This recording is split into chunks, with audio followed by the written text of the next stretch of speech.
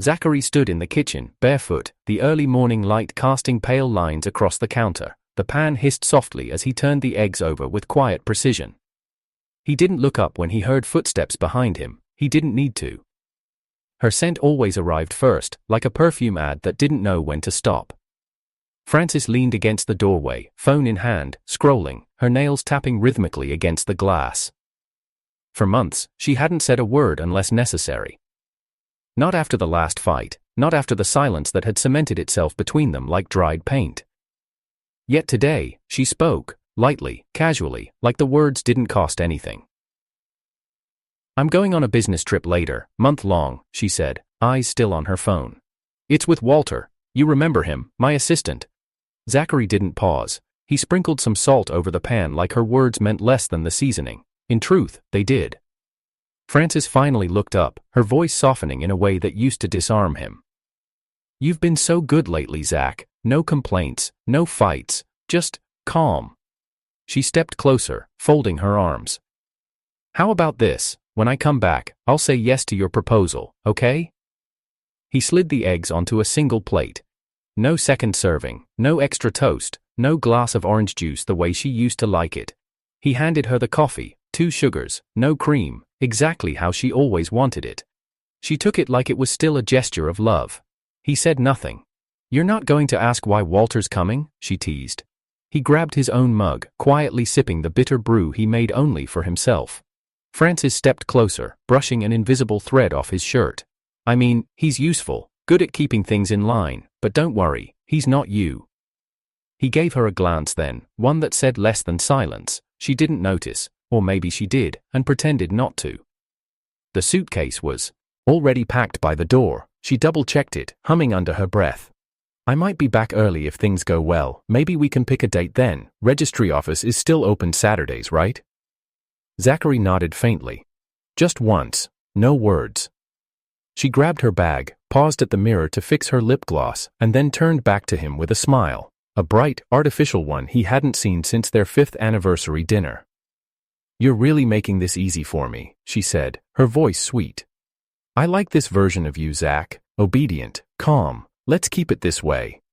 He leaned against the counter, watching her as she slipped on her heels and reached for the suitcase handle. Her phone buzzed. She didn't even look at the screen before saying, "That's Walter, he's here." Zachary didn't move. She opened the door. Light flooded in from the hallway. Before she stepped out, she turned to him, smiling like she was giving him a reward for good behavior. "When I come back, let's make it official, okay? Just keep being good for me." He nodded again, and said nothing. 10 years ago, Zachary met Frances in the copy room of Hargrave Solutions during their first summer internship. She was already confident, sharp-tongued, with a laugh that made people turn their heads. Everyone knew she was the VP's daughter, the type who didn't need to impress anyone, because power already curved in her direction.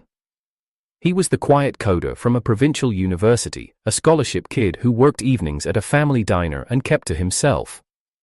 He didn't fall in love right away. It started slowly, watching her tilt her head as she talked about company culture like it was gospel, the way she scribbled edits on proposal drafts without hesitation. She was always moving, always certain.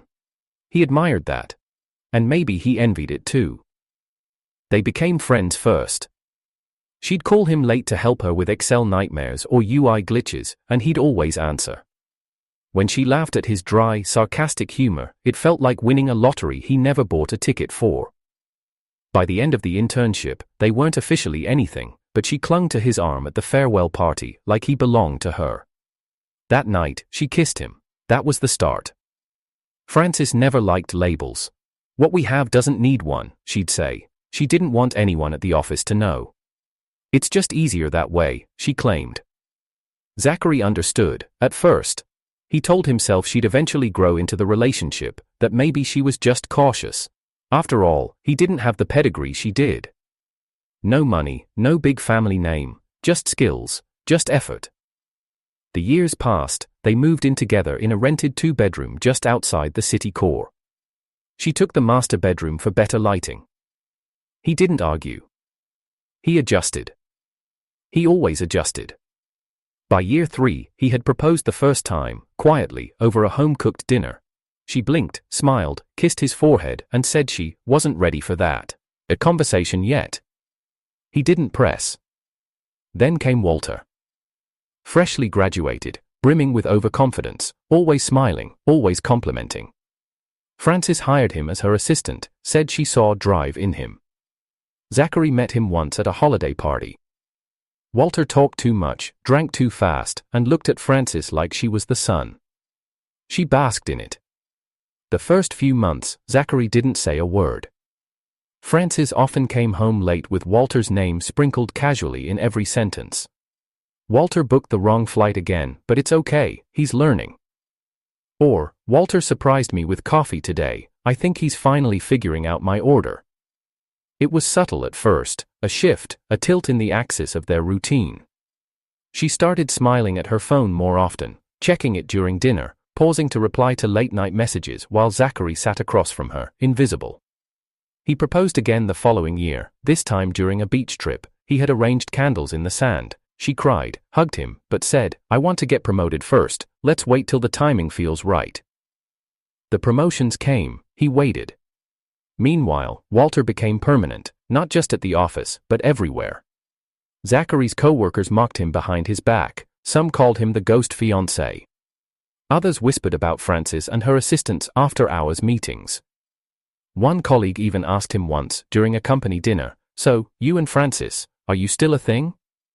Frances heard it. She laughed. Zach and I? He's just my best friend, she said, raising a glass. He laughed with them, pretended it didn't matter, pretended that the years he gave her were just background noise. Still, he cooked breakfast. Still, he brought her lunch when she forgot. Still, he offered foot rubs when she came home complaining. Until one evening, he didn't come home. He was lying unconscious on the floor of his office, cold sweat on his neck, heart racing erratically. Years of overtime, of ignored chest pain, of skipped dinners and caffeine dependence had finally caught up. When he came to, he was in a hospital bed. His wrist had a plastic band, and there were 2 visitors beside him, his department manager and a junior intern. Frances wasn't there. Later, he found out she had walked right past his collapsed body that night, keys in hand, too busy rushing to meet a client, with Walter. The next day, Walter posted a selfie from the back seat of Frances's car, captioned, "Boss lady knows all the hidden gems in this city." Zachary didn't reply. He unfollowed them both that night. He didn't sleep, didn't speak. But something cracked, quietly, like the sound of a foundation settling. The kind of sound you ignore, until the whole building starts to sink. Walter began as a shadow, harmless and unnoticed. A fresh-faced assistant tagging along with Frances to conferences and off-site meetings, always carrying a tablet, always smiling like a puppy that hadn't been trained yet. But over time, Zachary realized something strange. Walter didn't disappear like assistants normally did. He lingered. First, it was the rooftop dinner photos. Walter, raising his wine glass in dim lighting, tagged at the new Michelin-starred fusion place downtown. Frances was across the table, chin tilted just enough to show her profile, laughing. The caption read, "Team building done right, boss knows how to spoil her people." Then came the weekend hiking trip. Zachary saw the post late Saturday afternoon. Walter, drenched in sweat, Frances beside him in workout leggings and a baseball cap, both of them grinning like it was a couple's trail date. He scrolled in silence. No one had told him there was a team hike. Then again, maybe there hadn't been one. He commented once under a photo. Just once. Something simple. "Do assistants get bonuses for date nights now?" Frances messaged him 2 minutes later. "Stop being bitter. It's not attractive." That night, Zachary turned off his notifications for the first time, but the silence didn't bring peace, it only made him hear things more clearly. At work, HR started being cold. His team leads began micromanaging everything he did. A junior developer once laughed behind his back and whispered, she dumped him, but kept him on payroll. Zachary heard it. He didn't flinch. His birthday passed unnoticed. No text, no dinner, no cake. She had a regional pitch meeting that day. He stayed home, reheated leftovers, and ate on the couch. On Valentine's Day, he booked a dinner reservation anyway, just in case. Frances didn't show up. She messaged an hour later, with clients, "Don't wait up." He didn't respond, he just flagged the number as do not disturb. Every week felt like erosion, not sudden, not loud, just consistent, the kind that grinds down mountains, the kind that turns stone into dust.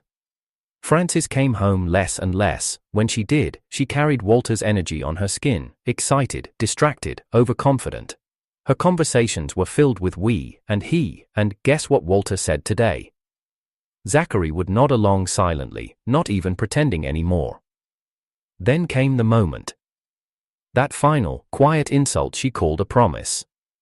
She had just finished packing her suitcase for the business trip. Walter was waiting outside to take her to the airport. Frances stood by the mirror, reapplying her lipstick, and casually said, "Be good while I'm gone. Don't overthink everything like last time." He didn't reply. She zipped her bag, checked her reflection, then turned to him and smiled, softly, like she was giving him a prize.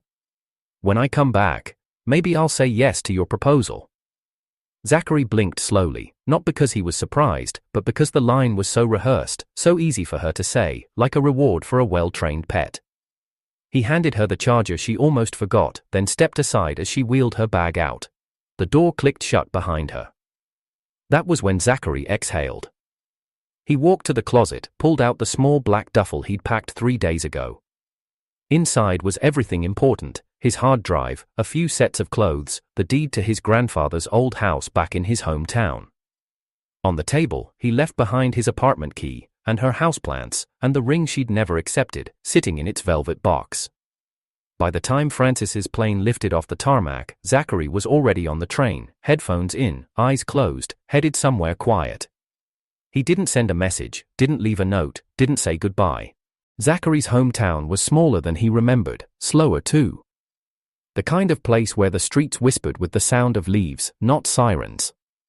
Where convenience stores closed before midnight and the air carried the smell of wet dirt after rain. He rented a one-room flat above a hardware store. The bed creaked, the water heater sputtered, and the view was just a brick wall, but he could breathe. That was enough. He got a job at a local e-commerce warehouse, fixing back-end bugs and keeping the inventory software from collapsing under poorly written code. It was work he could do in his sleep. No deadlines, no pitch decks, no Frances. On weekends, he fished. He'd wake before dawn, hike out to the reservoir with a thermos of tea and a bag of frozen bait, and sit in the stillness. The water didn't lie to him, it didn't shift when it spoke, it either gave or it didn't. That kind of honesty was rare. At first, he kept his phone on silent, just in case she called. Not because he wanted her to, but because a part of him still expected it. But the days passed, then weeks, and silence stretched like a thread he didn't want to pull. Until he checked social media. There they were, Frances and Walter. In matching denim jackets, taking selfies by a waterfall, sharing hot pot on a mountain pass, making heart signs with their hands under cherry blossom trees. Frances had once told him she hated the outdoors. That travel was a waste of time. That he should focus more on his 5-year plan, instead of daydreaming about road trips and picnic lunches. Now she was doing all of it, with Walter. One post caught his eye. Grateful for the freedom to work and love at the same time, #road life, #grind and glow. He felt nothing, just scrolled, until he saw the comments. A former co-worker: "Frances, you two are glowing. Wait, is that the same place Benja used to talk about?" Another: "Guess he raw is. Ely missed his chance." No one tagged him, but everyone meant him. He thought about replying, typing something clever, maybe biting, but his fingers never touched the screen. He just closed the app, the silence would speak for him. Days passed like water, cold and fast. Then, out of nowhere, her message appeared. "Frances, don't forget to water the hydrangeas, and bring the succulents inside, they burn in strong sun. I still need them for the wedding room." No greeting, no question, just a command disguised as affection. Zachary stared at the screen, then tapped block contact. Quietly. Finally. 10 minutes later, Walter called. Zachary declined. He called again. New number. Declined. Another. Blocked. Then Frances again. "Thanks for holding down the fort. Just a few more days. When I'm back, let's get the marriage license. Love you." He set the phone down and let it buzz until the battery died. He caught an 18-pound bass that day. The locals cheered. He took a photo with it, posted it to his feed for the first time in months. "How'd you all know I caught a beast today?" The comments rolled in, fellow anglers, hometown friends, a few strangers. Not a single person mentioned Francis. And for the first time in years, Zachary smiled when he read replies. 2 weeks later, while cleaning his fishing gear, another message popped up, through a new number, filtered into spam. "Francis. Just landed, come pick me up." No hi, no please, no awareness. He chuckled, for real, that kind of laugh that came when you were too stunned to speak. He deleted the thread, blocked the number, and went back to descaling his fish. 5 minutes later, his phone rang again. Walter, again. This time, he answered, just to get it over with. Walter's voice came through in a full-blown panic. "What the hell is wrong with you? Do you even care about Francis? She came back and you vanished. She cried, Zach, cried, and you're just out here fishing?" Zachary tilted his head, watching the sunlight catch the scales of a trout in his bucket. "She's crying?" he repeated slowly. "Huh. She went to every spot you used to visit. She almost fell into the water looking for you. I was the one who saved her." Zachary let out a breath through his nose. It wasn't laughter this time, just disbelief. "You're calling to guilt trip me, because Francis is upset I didn't stay to play house after she left with you for a month? She left with me for work. She posted you 2 horseback riding, that part of the job description?" Silence on the other end, then Walter snapped, "You're just bitter, you can't stand that she's finally happy, that you weren't enough." Zachary didn't respond, he just ended the call. Francis called next, he let it ring. She called again, he picked up, her voice cracked the moment he said nothing. "Zachary, what happened to you?" He thought about all the missed dinners, the skipped holidays, the maybe next time promise. Says, the ring that stayed in his drawer for 9 years. "You didn't even notice I moved out," he said, "for weeks. Because I trusted you. I trusted you'd still be there when I got back. You always are." He closed his eyes. Exactly. It started with Lisa from HR whispering in the hallway. Zachary had just finished optimizing a warehouse database script when she approached him, hesitant, uncomfortable, twisting a pen between her fingers like she was trying to unscrew the conversation. "There's someone here," she murmured. "In HR. Says she's your fiancé." Zachary's breath didn't catch. It didn't need to. He already knew. He walked to the HR office slowly, shoulders relaxed, calm like a man who had nothing left to lose. Frances was standing there, in a pale blouse, soft curls perfectly styled, her face a crafted picture of sadness. Fake tears clung to her lashes, real venom sat in her voice. "He left me," she told the HR rep, her fingers gripping a tissue she hadn't used, without a word, "after 10 years, after everything I gave him." Lisa glanced at Zachary, uncertain. The HR manager looked like he'd walked into someone's divorce mid-sentence. Zachary didn't interrupt her, didn't defend himself. He just stood there and waited for her to burn through the script. "I just needed closure," Frances finished, her voice cracking. "But he vanished, and now he's working here, like nothing happened. How can I move on when he's right in front of me every day?" Zachary blinked once. Lisa pulled him aside. "Look, it's complicated," she said gently. "But there's been pressure from the top. Your probation review just came in. They're terminating it. No official reason. Just not a cultural fit. I'm sorry." He gave a tight nod, no surprise, just clarity. He walked back to his desk and began packing. His co-workers watched quietly, some confused, some sympathetic, a few whispering behind monitors. They liked him. They respected his work, but not enough to fight for him. He didn't blame them. Halfway through stuffing his charger into his bag, he saw her shadow in the doorway. Frances.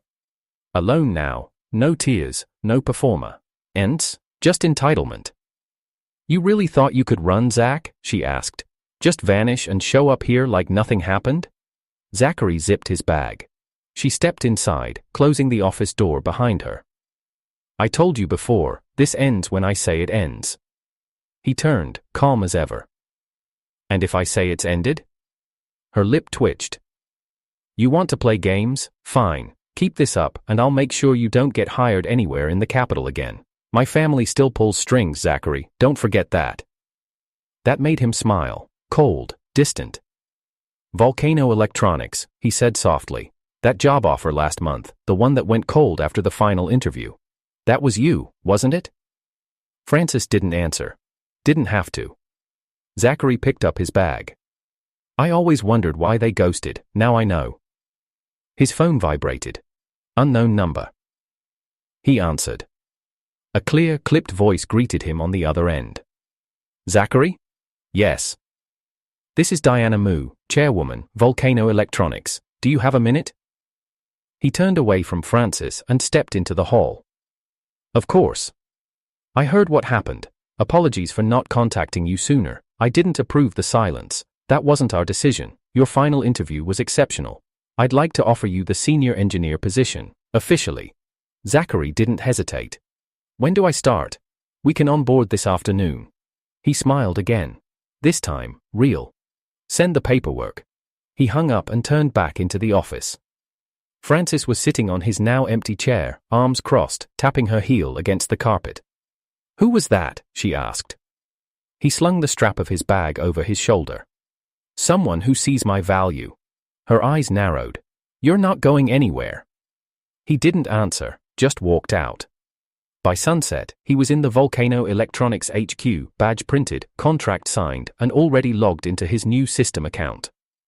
The workspace was different, light, open, no tension thick in the air, no whispers at his back. Diana greeted him herself, tall, direct, impeccably dressed, eyes like a sniper. I know who Francis is, she said plainly. She's been trying to sabotage our people for years, but you were on my radar long before she knew your worth. Zachary gave a small nod. She's not going to take this well, he said. Diana smiled, unbothered. She already didn't, and I already don't care. Francis was losing her grip. And she knew it. Zachary never had to try to shine, not when he was finally surrounded by people who saw him clearly. At Volcano Electronics, he didn't need to explain why his code architecture was better, it just was. His colleagues respected him, not because he spoke the loudest, but because when he spoke, things worked. Diana Mu had built a team around merit, not noise, and for once, he wasn't the quiet background piece of someone else's spotlight. He was the one shaping it. Every morning, his desk was already warm with the buzz of ideas. He didn't dread meetings, he didn't rehearse small talk. The tension he had lived with for a decade, always just under the skin, was gone. In its place was something cleaner, purpose, peace. Diana stopped by one afternoon, tossing a file onto his desk. Her heels clicked softly against the wood floor.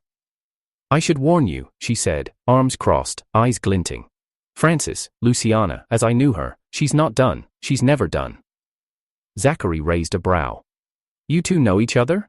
She's been a rival since prep school, still thinks she's playing chess, but I recruited you for a reason. You're better, cleaner, you get things done while she's still playing power games with interns and press releases. He nodded slowly, absorbing it. If she shows up again? Diana's smile was sharp. I'll be charging her for stepping into my building. It took 3 days. Francis didn't call this time, didn't message, she came in person. Burst into his office without knocking. The door slammed behind her, shaking slightly on its hinges. Her mascara was smudged, her blouse creased, her voice trembling. Why are you doing this? Zachary looked up from his monitor like she was an error message. She stepped closer. You're being cruel, you left me, you humiliated me, and now you're parading around in Diana's company like you won some prize? He didn't answer. She dropped her bag onto his desk. It fell open. Inside were documents, property transfers, HR contracts, a framed photo of the two of them from 5 years ago, all carefully arranged like offerings. I'm done pretending, she said, tears already welling. You want marriage? Let's do it. I brought everything, ID, household book, let's get registered today. He stared at her. She mistook his silence for hesitation. I'll go public, she added quickly. I'll announce us at the next town hall. I'll promote you. I'll fire Walter if that's what you want. We'll start fresh. I swear, just come home. Zachary leaned back in his chair, pulled out his phone, opened her social media feed, flipped through 9 square collages of her and Walter, matching pajamas, beach selfies, strawberry picking in the countryside. Ready to let go of all this? He asked, showing her the screen. Her face paled like something had been ripped out of her. I told him to block you, she said, voice cracking. You weren't supposed to see those. But I did. She stepped forward. Zach, please, 10 years, you're throwing away everything. No, he said flatly. I already threw it away, the moment I realized you loved what I did for you, not who I was. That's not true. You loved the stability, the errands, the loyalty. You loved having someone to clean your messes and keep your secrets, but that's not a partner, that's a butler. He stood, slowly, his presence suddenly towering. That's not love, that's hiring someone and paying them in crumbs of hope. Frances's tears fell then, real ones, her hands trembled. I never slept with him, she shouted. Whatever you think, nothing happened. Zachary didn't even blink. The damage isn't physical, he said quietly. It's emotional and it's irreversible. She collapsed into the chair across from him, shoulders shaking. He picked up his badge from the desk, slipped it into his pocket. As he reached the door, her voice broke behind him. I still love you. He paused, but it didn't turn. I don't, he said simply, and walked out. The city looked softer from up here, hazy outlines, golden hour bleeding into glass. Below, the world buzzed in the way it always had, but up here, it felt like Zachary had finally climbed above the noise. Diana leaned beside him on the office balcony, one hand resting on the railing, the other holding a cigarette between her fingers. The smoke curled upward, lazy and unbothered. So, she said, exhaling. Watching her fall apart. Feel good? Zachary's hands were tucked into his pockets. His tie was loosened, blazer open, hair slightly disheveled from the long day. He didn't look triumphant. He looked calm. Not good, he said after a beat. Just right. Diana smirked and tilted her head toward him. You've got the silence down. It's scary sometimes. Silence is underrated, he replied. She took another drag. Don't let any of this distract you. You keep working like this, and that CEO seat's yours in a year. Zachary nodded once. She left him there, alone on the balcony, the skyline bleeding into the horizon behind him. Back inside, his phone was vibrating. Missed calls, texts, a voicemail blinking red. All of them from names he once trusted. Former co-workers, an old mutual friend. Even his mother, awkwardly asking, did something happen with Frances? She showed up, cried, said she wanted to talk to you. He didn't answer any of them. Frances had found herself blocked, erased, quietly deleted from every system of his life, but she wasn't done performing. Her social media became a funeral in motion. Sometimes you don't know what you had until he's gone. 10 years, still hurts like day one. I hope he finds peace, even if it's not with me. The comments were mixed, a few strangers offered hollow sympathy, but most of them didn't believe her. The tone had shifted. Someone replied, "Girl, didn't you post dance challenges with Walter while he was in the hospital?" Another, "You don't get to rewrite the ending after you threw away the book." And someone from Zachary's old office wrote, "He never spoke bad about you, not once, but I remember who showed up with you every weekend and who never got invited to the meetings." The redemption arc she had scripted for herself collapsed in real time. Zachary never commented, never posted a thing. The algorithm adjusted itself. Her face stopped showing up on his feed. At Volcano, things kept moving. Zachary led the launch of the new logistics architecture. The rollout was clean, global, profitable. The board noticed. Diana sent a bottle of vintage bourbon to his desk with a single note. VP, official, start Monday. No fanfare, no applause, just earned power. That night, he stayed in the office later than usual, not because he had to, but because he wanted to. The lights dimmed across the upper floor. He turned off his monitor, grabbed his coat, and there, sitting neatly in the center of his desk, was a bouquet. White roses. No card, no name. He stared at them for a moment, then picked them up, walked them quietly to the break room trash bin, and let them fall in. He didn't think of her face. He didn't wonder if it was really from her. He didn't care. The elevator ride to the roof was quiet. Up top, the breeze pulled gently at his shirt cuffs, brushing the edge of his collar like a familiar hand. The sky had turned deep gold, one of those rare evenings when everything looked cinematic, like the city had paused just for him. He stood at the ledge, hands resting on the railing, watching the last fragments of sunlight dissolve behind the skyline. Frances had once told him he was the safest place she knew, and she was right, but she had mistaken safety for servitude, love for silence, devotion for a lack of options. Now he had all of them, options, clarity, peace, and none of them had her name on them. His phone vibrated once in his pocket. A final number he didn't recognize. He didn't even look. The wind brushed past his jaw, lifted his hair, whispered across his chest like a goodbye that didn't need to be said. He closed his eyes and let it go.